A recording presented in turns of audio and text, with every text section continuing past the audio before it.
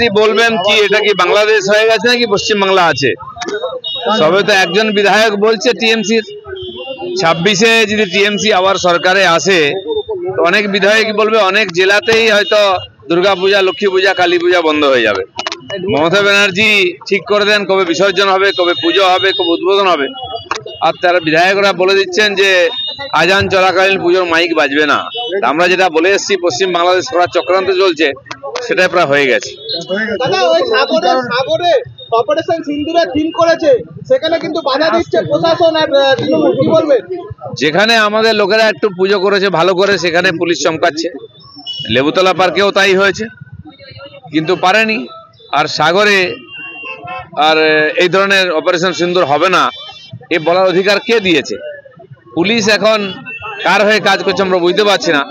দুর্গাপূজা বা ভারতীয়তা বা রাষ্ট্রীয়তা, ন্যাশনালিটির কোনো কিছু হলে তার বিরোধিতা করবেন, যেমন মমতা ব্যানার্জি করেন।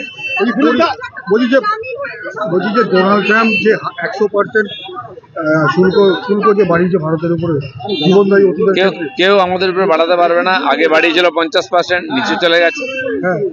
আমেরিকা 40% ওষুধ ভারত রপ্তানি করে।